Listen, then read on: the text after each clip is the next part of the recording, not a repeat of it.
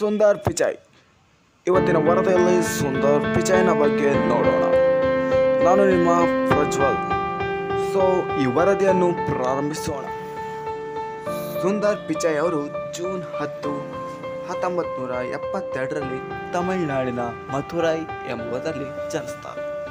ಇವ್ರ ತಂದೆ ಬಂದ್ಬಿಟ್ಟು ರಘುನಾಥ್, ತಾಯಿ ಲಕ್ಷ್ಮೀ ಪಿಚಾಯ್. ಸೊ ಇವ್ರ ತಂದೆ ರಘುನಾಥ್ ಅವರು ಬ್ರಿಟಿಷ್ JEC ಎಲೆಕ್ಟ್ರಾನಿಕ್ ಇಂಜಿನಿಯರಿಂಗ್ ಆಗಿರ್ತಾರೆ. ಸೊ ಇವ್ರ ತಾಯಿ ಸೈನೋಗ್ರಾಫರ್ ಆಗಿರ್ತಾರೆ. ಸುಂದರ್ ಪಿಚಾಯ್ ಅವರು ಒಂದು ಕಡೆ ಬಡವರು ಅಲ್ಲ, ಒಂದು ಕಡೆ ಶ್ರೀಮಂತರು ಕೂಡ ಅಲ್ಲ, ಮಿಡಲ್ ಕ್ಲಾಸ್ ಆಗಿರ್ತಾರೆ. ಸುಂದರ್ ಪಿಚಾಯ್ ಅವರು ಜವಾಹರ್ ವಿಶ್ವವಿದ್ಯಾಲಯ ಸೀನಿಯರ್ ಸೆಕೆಂಡರಿ ಸ್ಕೂಲ್ ಆ್ಯಂಡ್ ವಣವಾಣಿ ಶಾಲೆಯಲ್ಲಿ ವ್ಯಾಸಂಗವನ್ನು ಮಾಡ್ತಾರೆ. ಇವರು IITಯನ್ನು ಖರಗ್ಪುರ್ನಲ್ಲಿ ಮುಗಿಸ್ತಾರೆ ಮತ್ತು ವೆಂಟೇಜರಿಕಲ್ ಇಂಜಿನಿಯರ್ ಕೂಡ ಪಡಿತಾರೆ. MS ಪದವಿಯನ್ನು ಕೂಡ ಪಡಿತಾರೆ ಹಾಗೂ MBA ಎಂಬ ಪದವಿಯನ್ನು ಪೆನ್ಸಿಲ್ವೇನಿಯಾ ಅಲ್ಲಿ ಮುಗಿಸ್ತಾರೆ. ಇನ್ನು ಅವರ ಗೂಗಲ್ ಜರ್ನಿ ನೋಡೋದಾದರೆ ಅವರು ಗೂಗಲ್ಗೆ 2004ರಲ್ಲಿ ಪಾದಾರ್ಪಣೆ ಮಾಡ್ತಾರೆ. ಸೊ ಅವಾಗ ಅವರು ಸಾಮಾನ್ಯ ವ್ಯಕ್ತಿಯಂತೆ ಕೆಲಸ ಮಾಡುತ್ತಾ ಇರ್ತಾರೆ. ಕಾಲಾನಂತರ ಸುಂದರ್ ಪಿಚಾಯ್ ಅವರು ಆಗಿನ CEO ಆಗಿದ್ದಂತಹ ಎರಿಕ್ ಅವ್ರ ಹತ್ರ ನಾವು ಒಂದು ಬ್ರೋಸರ್ ಮಾಡಿದರೆ ಹೇಗೆ ಅನ್ನುವಂಥ ಒಂದು ಪ್ಲ್ಯಾನನ್ನು ನೀಡುತ್ತಾರೆ. ಬಟ್ ಆ ಎರಿಕ್ ಅವರು ಅದನ್ನು ನೋಡೋಣ ಅಂತ ಮುಂದುವರಿಸ್ತಾರೆ. ಸೊ ತದನಂತರ ಏನು ಮಾಡ್ತಾರೆ ಅಂತಂದರೆ ಗೂಗಲ್ ಲಾಸಲ್ಲಿ ಬರ್ತಾ ಇರುತ್ತೆ. ಅವಾಗ ಏನಾಗ್ತದೆ, ಎರಿಕ್ ಅವರು ನೀ ಏನೋ ಮಾಡ್ತೀಯ ಅಂದೆಲ್ಲ ಬ್ರೋಸರ್ ಅದನ್ನು ಮಾಡು ಅಂತ ಅಪ್ಪಣೆ ಕೊಡ್ತಾನೆ. ಸೊ ಆವಾಗ ಸುಂದರ್ ಪಿಚಾಯ್ ಅವರು ಅದನ್ನು ಬ್ರೋಸರ್ ಮಾಡ್ತಾರೆ.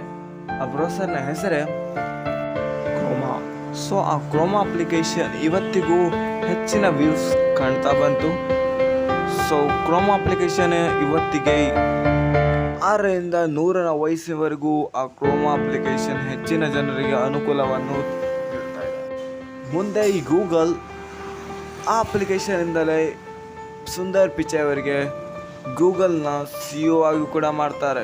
ಅದು ಕೂಡ 2015ರ ವೇಳೆಗೆ. ಇನ್ನು ಸುಂದರ್ ಪಿಚಾಯ್ ಅವರ ವೇತನಕ್ಕೆ ಬರೋದಾದರೆ ಅವರು ಒಂದು ತಿಂಗಳಿಗೆ 174.49 ಕೋಟಿಯಷ್ಟು ಸಂಪಾದನೆ ಮಾಡುತ್ತಾರೆ. ಅಂದರೆ ದಿನಕ್ಕೆ 5.8 ಕೋಟಿಯಷ್ಟು ದಿನಕ್ಕೆ ಸಂಪಾದನೆ ಮಾಡುತ್ತೆ. ಇದು ನಮ್ಮ ಜೀವಮಾನದಲ್ಲೂ ಕೂಡ ನಾವು ಈ ವೇತನವನ್ನು ಸಂಪಾದನೆ ಮಾಡಲಿಕ್ಕೂ ಆಗುತ್ತಿಲ್ಲ. ಅವರು ಒಂದು ದಿನದಲ್ಲಿ ಸಂಪಾದನೆ ಮಾಡುತ್ತಾರೆ. ಇಷ್ಟೊಂದು ರಿಚೆಸ್ಟ್ ಪರ್ಸನ್ ಆದರೂ ಕೂಡ ಅವರು ಸಿಂಪಲ್ ಆಗಿ ಇರ್ತಾರೆ. ಸೊ ಇದು ರಿಚೆಸ್ಟ್ ಪರ್ಸನ್ನ ಒಂದು ಗುಣಲಕ್ಷಣ ಅಂತ ಹೇಳ್ಬೋದು.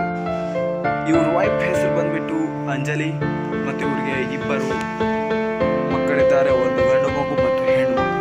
ಅವ್ರ ಹೆಸರು ಅಂದ್ರೆ ಮಗ ಕಿರಣ್ ಪಿಚಾಯ್ ಮತ್ತು ಮಗಳು ಕಾವ್ಯ ಪಿಚಾಯ್. ಈ ವರದಿ ನಿಮಗೆ ಹೆಲ್ಪ್ಫುಲ್ ಆಗಿದೆ ಅಂತ ತಿಳ್ಕೊಳ್ತಾ ಈ ವರದಿಯನ್ನು ಇಲ್ಲಿಗೆ ಸ್ಟಾಪ್ ಮಾಡುತ್ತಾನೆ. ನಿಮ್ಮ ಭೇಟಿ ನೆಕ್ಸ್ಟ್ ವರದಿಯಲ್ಲಿ.